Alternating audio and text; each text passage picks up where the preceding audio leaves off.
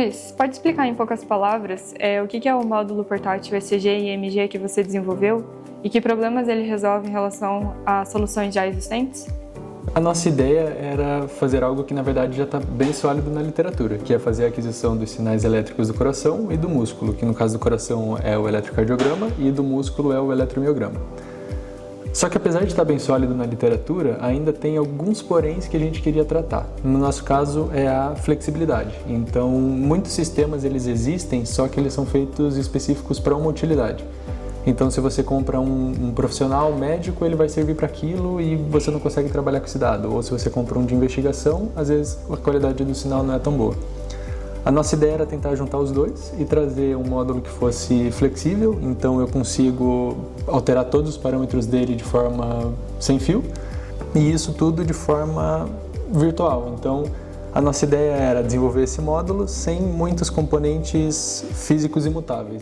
E de que forma você acha que esse teu sistema, por ser portátil, por ser uma ideia inovadora, que nem você comentou, ajuda a reduzir as desigualdades sociais? Como que você vê que o teu módulo encaixa nessa questão? Então, eu acho que também entra um outro ponto que seria ele ser baixo custo. Então, eu consigo produzir, por exemplo, esse módulo ele é de desenvolvimento, então muita coisa que a gente ainda consegue retirar.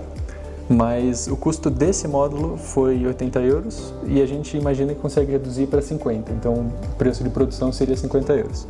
E ele pode ser utilizado tanto na investigação como realmente em clínicas, que é a nossa ideia. E com isso o ponto principal seria, imagina que você é um paciente em uma zona mais afastada em que você não tem um cardiologista, um especialista da área. Você consegue ir até um centro de primeiros cuidados e nesse centro uma pessoa que não é necessariamente especialista vai conseguir utilizar o módulo, vai fazer uma aquisição e esse sinal ele pode ser enviado em tempo real para um especialista que está deslocado ou está em outro local. Você pensou durante o processo de candidatura ao prêmio para justificar, seja de forma conceitual ou metodologicamente, de que a tua tecnologia realmente garante e promove um acesso inclusivo, acessível e eticamente responsável? Então, independente de sexo, gênero, etnia, idade, o sistema ele vai adaptar a pessoa e principalmente nos casos do eletromiograma, em que o paciente pode ou não ter algum membro, a gente também precisa contornar isso, então também vai agradar esses casos. Na parte da acessibilidade, por ser muito flexível, a gente precisa tornar essa flexibilidade acessível, então a gente precisa fazer com que uma pessoa não especialista consiga adaptar o sistema para o que ele precisa. E para isso a gente fez uma interface que ainda tem muito a ser melhorada, a gente tem muitas ideias ainda a serem implementadas, mas que é uma interface intuitiva e que o usuário ele consegue adaptar da forma que ele quiser o módulo, sem necessariamente saber programar ou ser um especialista da área da cardiologia.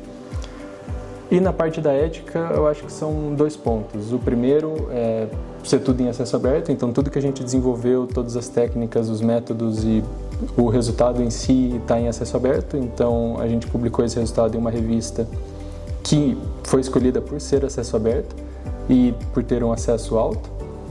Então esse sistema está em acesso aberto e qualquer um pode replicar. E também na parte dos dados, porque como a gente faz uma transmissão de uma forma diferente para poder ganhar tempo nessa transmissão sem fio, esse dado, ele, além da gente conseguir otimizar os pacotes de envio, a gente também conseguiu mais ou menos encriptografar, porque como a gente envia dados sem serem catalogados, então eu envio uma informação, mas eu não digo o que é essa informação.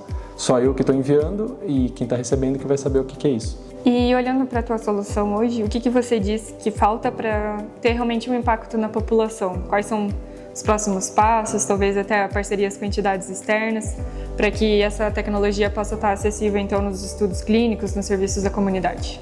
Então a nossa ideia é conseguir financiamento para explorar esse nosso módulo com um parceiro de alguma unidade de saúde, especialmente aqui de Bragança, porque aqui a gente tem o caso da cardiologia não ser aqui os especialistas, então a gente poderia realmente testar na prática se o nosso sistema ele consegue auxiliar uma pessoa não especialista a passar dados para um departamento de cardiologia para uma pessoa que é realmente da área, se auxilia nessa comunicação.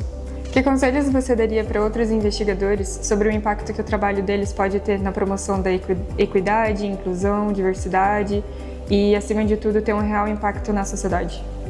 Quando você define que os princípios de EDI são normas base do seu desenvolvimento, isso auxilia tanto no desenvolvimento, no tempo em que você vai ter, porque você aumenta a flexibilidade do teu sistema e as próximas pessoas que forem trabalhar em cima disso vão ter acesso a essa flexibilidade, dessa forma aumentando ou diminuindo o tempo necessário para o desenvolvimento, como também tornando o resultado final mais utilizável e mais abrangente para outros fatores.